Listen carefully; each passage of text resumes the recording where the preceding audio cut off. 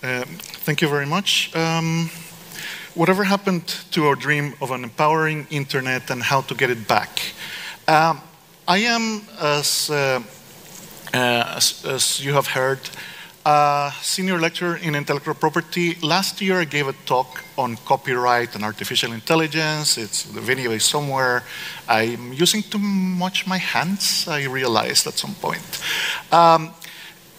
So I always start with an apology, and the apology that I'm going to have today is that the second part of the title is a bit of a clickbait lie. I have no idea how to fix the internet, obviously, but I was inspired a lot by the theme of the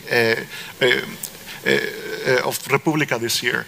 So much so that I decided to jump into a topic that I absolutely is outside of my comfort zone. It's outside of copyright. It's outside of internet regulation, and I felt very strongly that there is something that has been lost with the internet, and I wanted to explore this.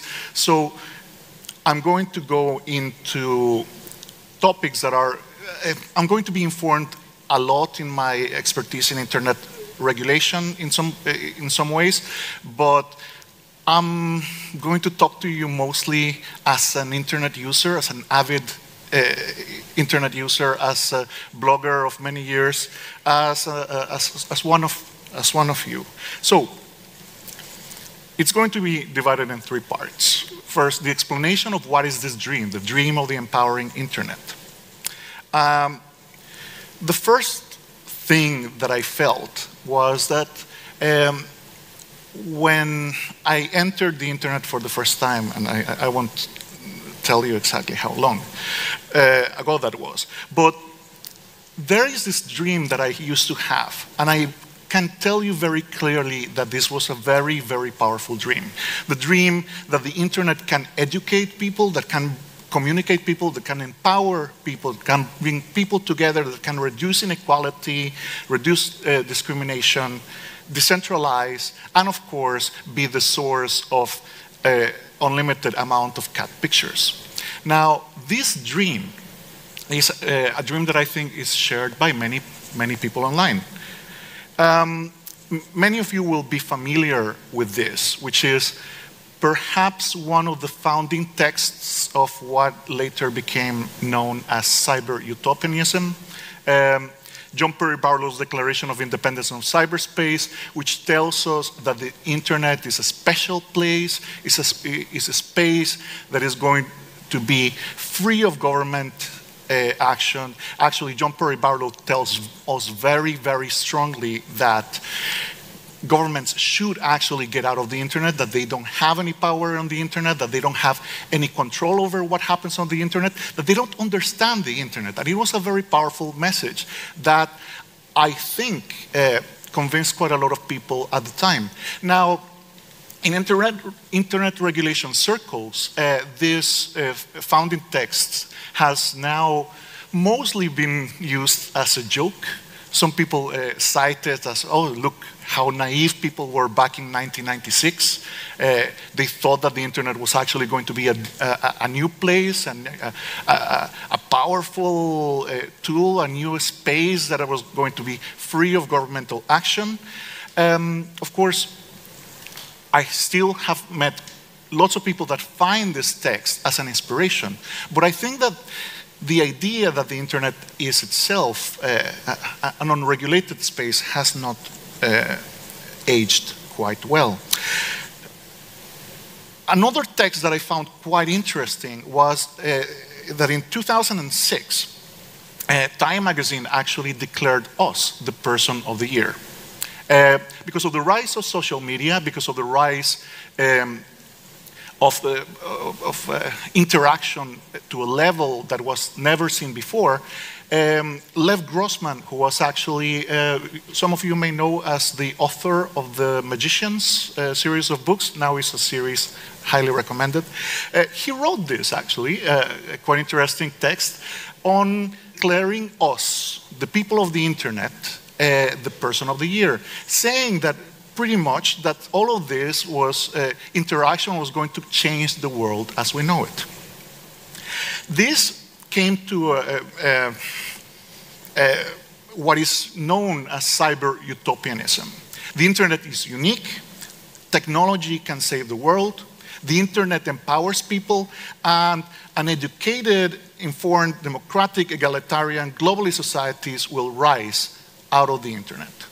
So all of these ideas of what is considered to be cyber-utopianism were prevalent in many texts around that time, up to the point that about 2010, 2011, is what I would call peak cyber-utopianism. I'm not going to tell you who wrote this, but it's a text of someone that is proposing that Twitter should have been nominated to the Peace Nobel Prize. Without Twitter, the people of Iran would not have felt empowered and confident to stand up for freedom and democracy. Things like the Arab Spring in 2010, WikiLeaks, the collateral murder video was released around that same time. Bitcoin was created slightly earlier, but it started becoming prevalent at around 2011. All of these gave people the idea that governments were on the retreat from the internet, that transparency was on the rise, that whistleblowers were going to win the transparency wars, that governments had to be afraid of the internet, and that the internet was going to empower and make this dream that I was describing a possibility, a decentralized, almost where governments would be mostly administrators. Now, this, of course, was shattered at some point. I think that right after 2011, we start seeing several things that affect our dream. Now, back in 2007, before all of this, Cass Sustein, in a very interesting, prescient book called Republic.com. Now there is a Republic.com 2.0, which has been updated. But even back then, he was describing something that he called the daily me. That is almost to a letter describing the filter bubbles that have been become so prevalent in recent years. And he was describing this internet where we could do whatever we wanted, but we also could filter out every type of information that we didn't like. So we would only read and watch things that we liked and never have to come in contact with an opinion that was that we didn't share. In 2011, Evgeny Morozov, which wrote a very, very interesting book called The Net Dilution, is probably the text that is single-handedly burst the cyber-utopianism bubble. He comments in very, very scathing criticism of the dark side of the internet. The internet can be a force for good, but also it can be misused by governments, specifically, to target people, to target activists. And this is part of some of the things that we don't like about the internet. Then there are what I call the four horsemen of the infocalypse. The surveillance state that has been unearthed by the whistleblowers, and Snowden, we owe him quite a lot, of showing us the dark side, that the internet is actually being used and misused by governments to spy on all of us. Privacy threats from private enterprises that were being harvested, our data is being harvested, all the waves of abuse and hate have always existed, but somehow the internet tends to make it sometimes even worse. And of course, security breaches and all of the attacks and security attacks that we have witnessed in recent years. Other things that have shattered our dream of the internet, things like filter bubbles that were already, as I was saying, described before, the post-factual society that has been enforced almost by the internet because of the same filter bubble. Sometimes people that share a wrong idea sometimes get together and they reinforce each other. The rise of the anti-vaccination, I don't want to get into controversies like that, but the rise of the flat earth-ism actually is, more people believe that the earth is flat now because they get into groups and then they start reinforcing those ideas.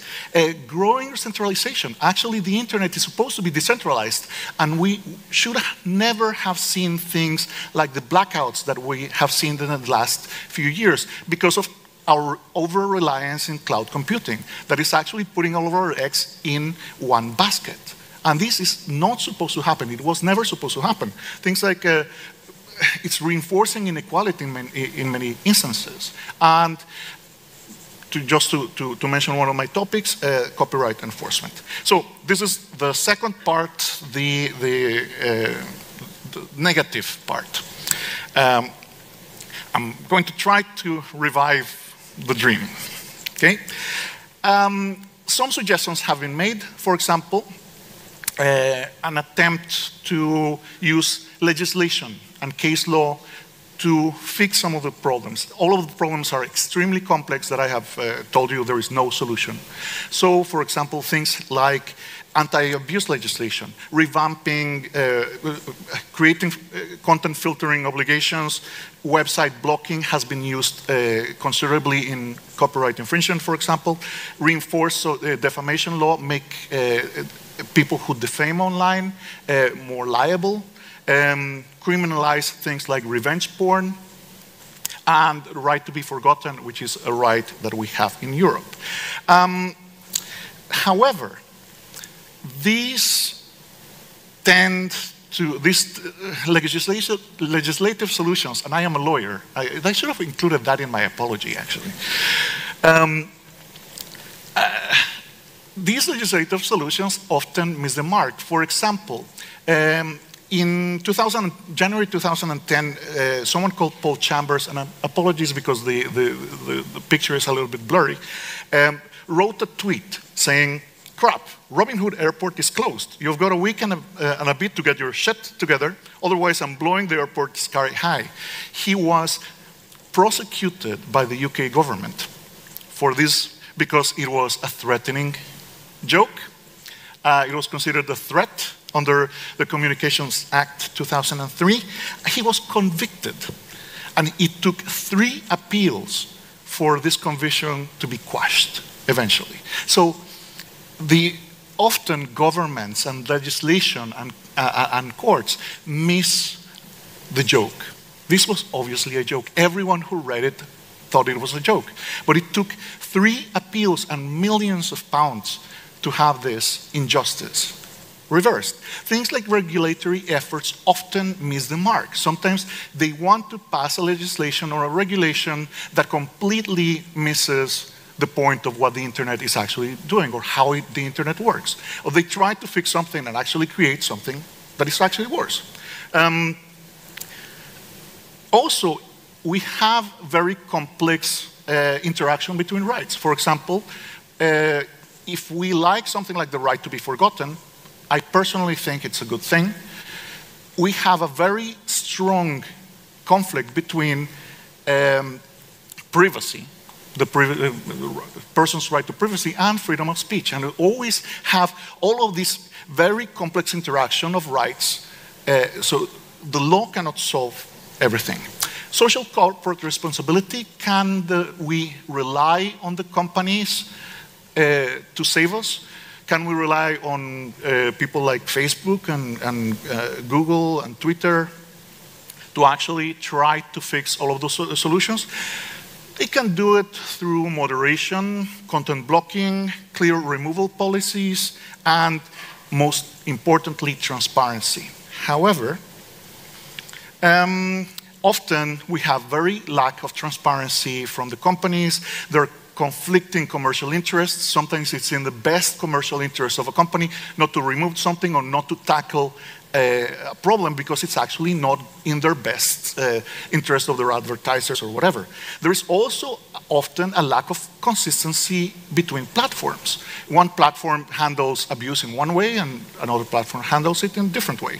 And there's always the underlying Western bias. A lot of these companies operate in a very American-centric environment, and I'm from Costa Rica, often miss many of us. Another solution that has been provided by some people is to try to de-anonymize the internet, because a lot of times anonymity is blamed as the cause of a lot of abuse, particularly.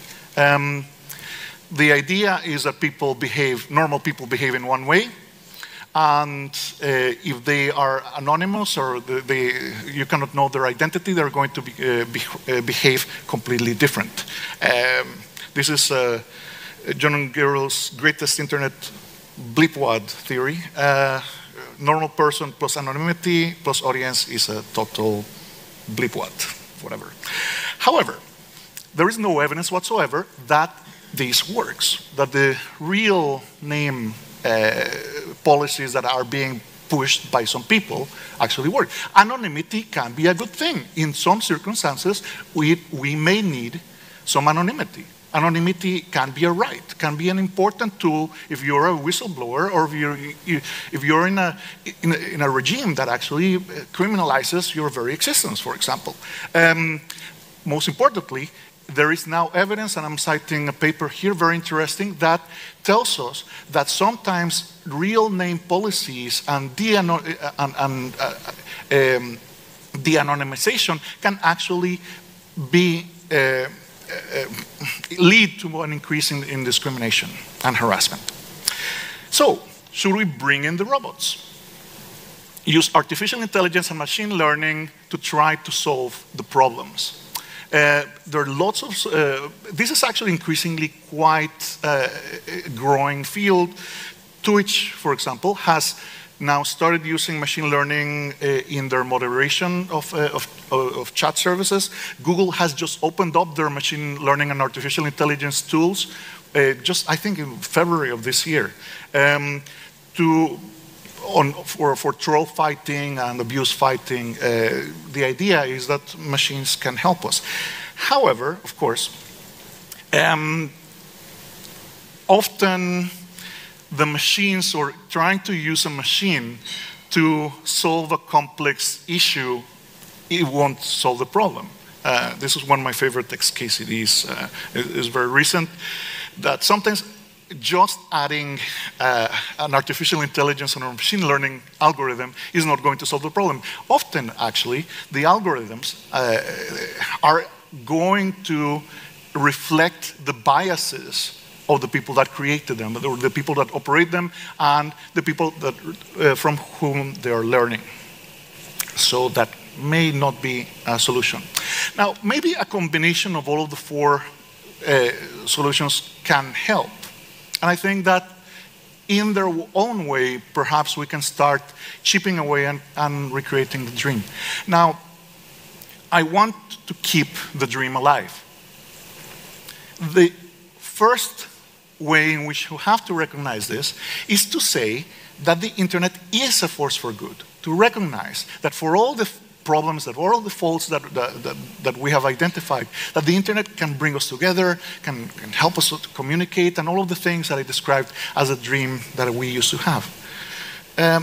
We have to recognize first that the internet reflects society and the individuals in that society. So if we are abusive, if we are as a collective, as a society, showing discrimination and doing all sorts of things. The internet is not going to solve this. The internet is actually just going to reflect this. So we have to recognize this first. Do not feed the trolls. Do manage expectations. The internet is not going to to help all of the problems that we have.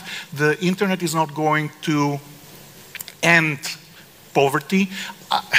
Blockchains are not going to end poverty. Technology is not going to help us. So technology might help us alleviate some problems, but the problems are there. So please, one of the things that we have to do is recognize the limits of technology, recognize the limits of the internet, and not expect that they're going to help us. And most importantly, please, the internet is not Silicon Valley. We have to stop thinking that all of the solutions are going to, that work in San Francisco are going to work everywhere else.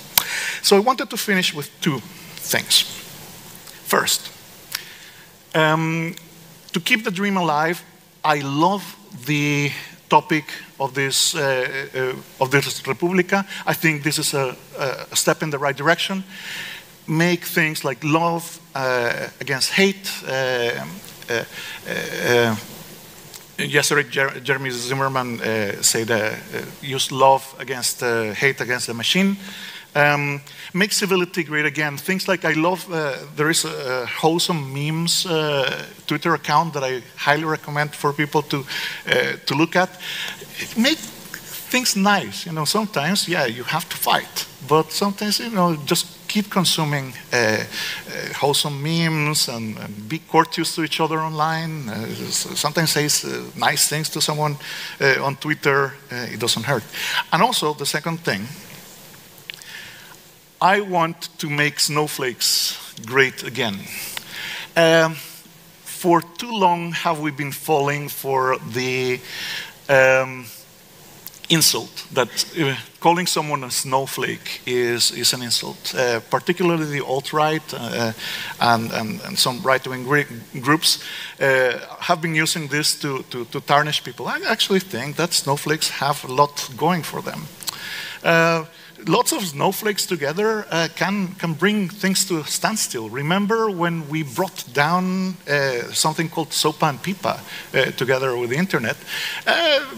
We can have a lot of power. And most importantly, remember this. Lots of snowflakes can create an avalanche.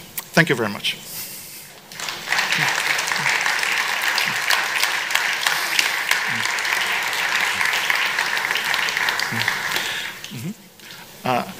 I don't know, we were sort of,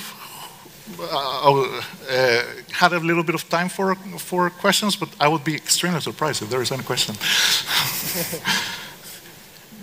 Okay. Are there any questions? Yeah. Let's surprise Andres. Okay. After saying that, I just dissuaded everyone. I realized. Yeah, you shouldn't say that. I shouldn't say that. People shouldn't ask a question because I completely dissuade. Yeah. We should wrap it up then. Okay. Thank you. Thank you. A warm applause.